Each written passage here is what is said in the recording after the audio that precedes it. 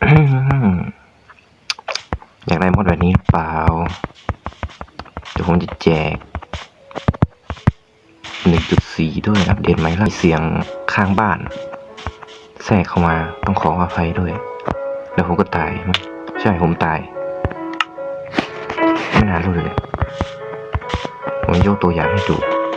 ในการตัดไม้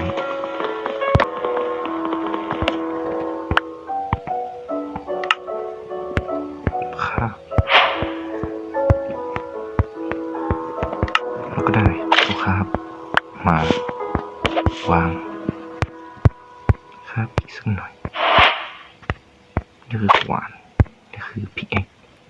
และนี่ก็ขุดผมจะเล่นไปสักพักหนึ่งมาให้ยินหน้ามาหน่อยเฮ้ยเสียงอะไรอะต้องเสียงตัวนี้แล้วแม่งเลยอู้เตะหมาตายว้าวอะไรวะเนี่ยนี่คือบัวเข็ดปลาซับมันเป็นอาหารเย็นวันนี้ให้กับฉัน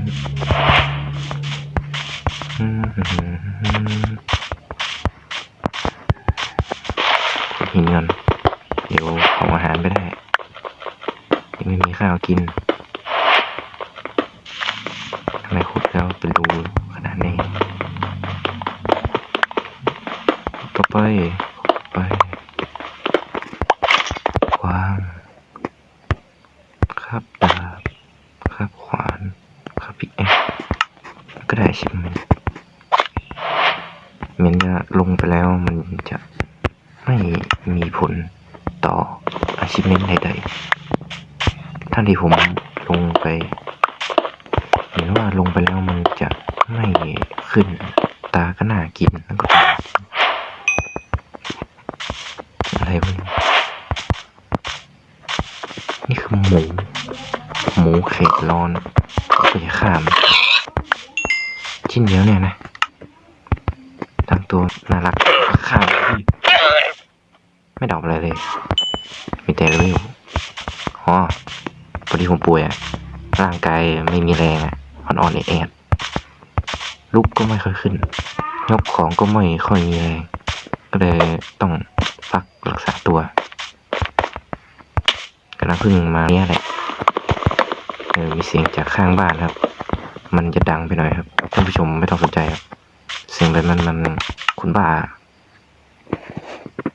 ผมต้องใกล้ตอนกลางคืนนะผมต้องรีบครับแล้วมาเผาทำอาหารแล้วผมก็ต้องรีบตัดไม้เพื่อสร้างบ้านผมก็เพิ่งมาพูดได้ไม่นานเพราะว่าเสียงจากข้างบ้านมันดังเกินไปผมก็เลยไม่ได้ค่อยพูดดูนี่สินี่ก็อร่อยมันลูกม้านี่นะไม่ฆ่าดีกว่า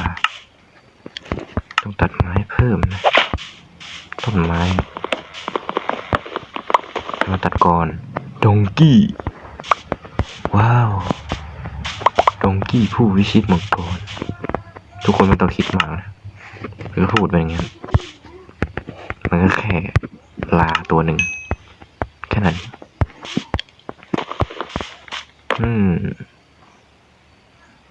โอ้ตัวดวงอาทิตย์สีน่าสนใจ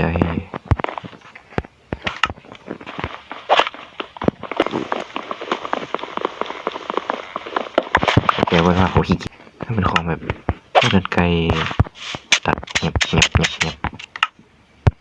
ใกล้เป็นแบบนี้ถ้าเดี๋ยวแอนิเมชันในการตกปลาเนี่ยมันก็โผล่เองนี่คือโร่ชุดก่อนนี้เราหมวกนี่ถ้าใช้หมวนแปลกเลยจะล้างเกมมาพอดีมอดมันเยอะเกินไปแต่ไม่ต้องห่วงมีมอดใหม่อยู่แล้วมีอะไรใหม่ๆบ้างมีอะไรเนี่ยขี้ปากมังกรโดยทำไปทำไม วางถึงเวลาที่ต้องมาดูไข่กันดูนี่สิเสร็จไปดูข้าวนี่กินไม่ได้ทำกินแอปเปิลทองนี่แค่เรายัดเข้าปากเลยนะโอ้ยจมูกโคตรใหญ่ตัวนิ่มชิคเก้นดีสวัมพึ่งมวดหมู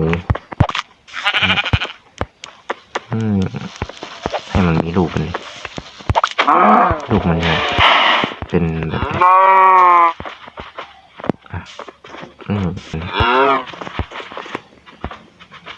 ทำซอยจุกิน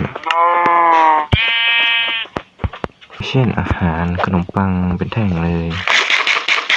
อร่อยเนี่ยขนมปังจริงจริงมันเป็นชีวิตจริงสว่างมันเป็นชีวิตจริงส่วนเค้กนี่